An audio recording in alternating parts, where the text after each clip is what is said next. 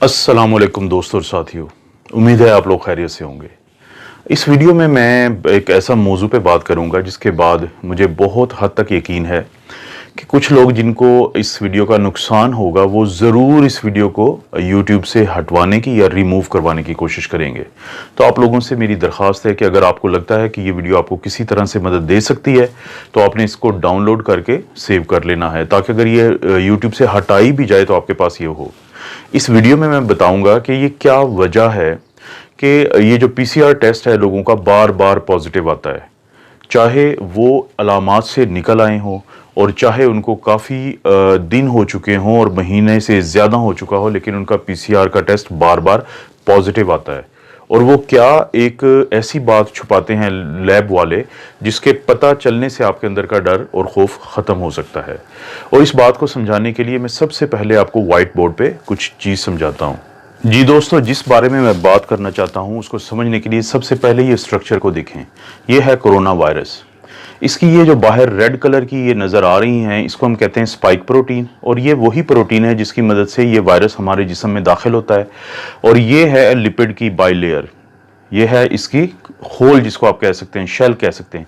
इसके अंदर है ये आरएनए, और ये वो आरएनए है कि जब ये इसकी मदद से हमारे सेल्स के साथ अटैच होता है और ये आरएनए हमारे जिस्म में चला जाता है, तो ये है वो आरएनए जो कि सबसे ज़्यादा तबाही करता है, जो हमारे जिस्म में जो भी प्रॉब्लम्स बनते हैं, और ख़ास तौर पे वो लोग जिनकी उम्र ज़्यादा है, जो इम्यूनो कॉम्प्रोमाइज्ड हैं, जिनको बाकी प्रॉब्लम्स है, उनके लिए ये है वो आरएनए जिसके अंदर सारी जो प्रॉब्लम्स होती हैं उनकी डिटेल्स इसके अंदर पहले ही मौजूद हैं। अब जैसे ही ये वायरस हमारे जिस्म में दाखिल होता है और हमला आवर होता है, तो हमारे जिस्म का इम्यून सिस्टम, जिसकी हम बहुत ज़्यादा बातें करते हैं, वो एक्टिवेट हो जाता है। ये हमारा दिफाई निज़ाम है, और ये इम्यून सिस्टम इस वायरस के मुकाबले में एक आर्मी तैयार करता है जिसको हम कहते हैं एंटीबॉडीज़। शुरू में वो पहले 10 दिन में एंटीबॉडी बनाता है जिसको हम कहते हैं आईजीएम, और 10 से 12 दिन के बाद वो बनाता है इम्यूनोग्लोबुलिन जी इस वायरस के खिलाफ। अब जैसे ही हमारा इम्यून सिस्टम, दिफाई निज़ाम एंटीबॉडीज़ बनाता है, इम्यूनोग्लोबुलिन एम और इम्यूनोग्लोबुलिन जी, वो हमला आवर होती हैं इस वायरस के ऊपर। अब वो फौरी तौर पर इस वायरस को तोड़ देती हैं इसके मुख्तलिफ हिस्सों में। अगर आप यहाँ पे गौर करें कि जैसे ही ये वायरस हमारे जिस्म में एंटर हुआ और इसने कोशिश की कि वो इस आरएनए को हमारे सेल में भेजे ताकि ये हमें नुकसान पहुंचा सके, तो फौरी तौर पे हमारा दिफाई निज़ाम इसके ऊपर हमलावर होता है और इसको मुख्तलिफ हिस्सों में तोड़ देता है। जैसे ये है इसका आरएनए जो ग्रीन कलर का है, ये ब्लैक कलर की इसकी लिपिड बाइलेयर है, उसको भी वो छोटे छोटे हिस्सों में तोड़ देता है, और इसकी स्पाइक जो प्रोटीन है जो वायरस ने इस्तेमाल की थी हमारे सेल के अंदर दाखिल होने के लिए, उनको भी अलहदा अलहदा कर देता है।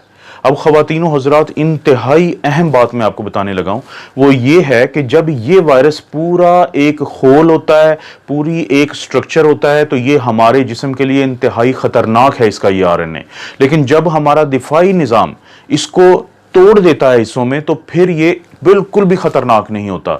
इसका यही आरएनए जिसको हमारे दिफाई निज़ाम ने, हमारे इम्यून सिस्टम ने एंटीबॉडीज़ की मदद से मुख्तलिफ हिस्सों में तोड़ दिया है, तो अब ये हमें कोई नुकसान नहीं पहुंचा सकता आरएनए, चाहे ये हमारी जिस्म के अंदर ही हो। आप इसकी मिसाल लें एक बंदूक की शक्ल की। एक फ़र्ज़ करें कि एक बंदूक हो, वो किसी को भी फायर करके मार सकती है, लेकिन अगर आप उस बंदूक के मुख्तलिफ हिस्से आपस में अलहदा अलहदा कर दें तो बंदूक के वो हिस्से आपको किसी को कोई नुकसान नहीं पहुंचा सकते। तो यही मिसाल है इस वायरस की, जिसको हमारा दिफाई निज़ाम जब तोड़ देता है तो इसके ये मुख्तलिफ हिस्से मौजूद होने के बावजूद हमें कोई नुकसान नहीं पहुंचा सकते।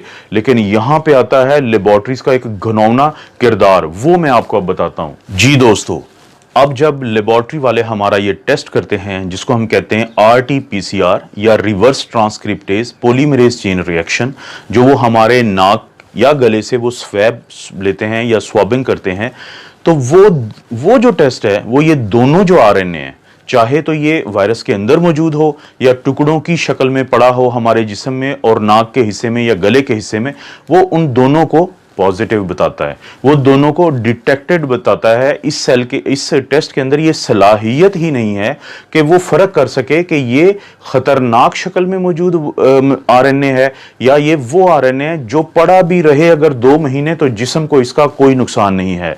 वो दोनों की रिपोर्ट देता है पॉजिटिव, वो दोनों की रिपोर्ट देता है डिटेक्टेड। जी दोस्तों, तो आपने देखा कि अब आपको ये पता चला होगा कि क्यों आपका पीसीआर टेस्ट इसके बावजूद कि आपकी अलामात ठीक हो चुकी हैं और बार बार पॉजिटिव आ रहा है। अब मैं लेबॉर्ट्री वालों की बदनीयती की बात सिर्फ एक खास वजह से कर रहा हूं। अगर आप गौर करें कि किसी एक लेबॉर्ट्री की ये रिपोर्ट है पीसीआर डिटेक्टेड की, नीचे इंग्लिश में एक डिस्क्रिप्शन दी हुई है, उसका उर्दू तर्जुमा ये है कि अगर आपका ये टेस्ट नेगेटिव आ चुका है तो ये मत समझें कि वायरस आपके अंदर नहीं है। इसकी ये वजह भी हो सकती है कि हमने टेस्ट प्रॉपर ना लिया हो, आपका स्वेबिंग ठीक ना की हो, हमारी किट का भी प्रॉब्लम हो सकता है, और ये भी प्रॉब्लम हो सकता है कि वायरस आपके नीचे बैठा हो हिस्सों में और ऊपर ना बैठा हो। इसको मैं इंग्लिश में कहूंगा फेयर इनफ। लेकिन आपने कहीं पे एक जुमला ये दर्ज नहीं किया कि अगर ये पॉजिटिव आ गया है तो इसकी भी कोई ऐसी वजह हो सकती है कि आप लोग परेशान मत हों। उन्होंने वो इसलिए नहीं किया कि वो खौफ का कारोबार कर रहे हैं। जितना ज़्यादा आप लोग खौफज़दा रहेंगे उतना ज़्यादा आप ये टेस्ट करवाएंगे, जितने ज़्यादा आप ये टेस्ट करवाएंगे उतनी ज़्यादा उनकी तिजोरियां भरेंगी। अभी वो अरबों पाकिस्तानी रुपीस कमा चुके हैं इस पीसीआर टेस्ट के ऊपर। उनको पता है कि जब तक लोग खौफज़दा हैं वो इस कारोबार में फ़ायदे में हैं।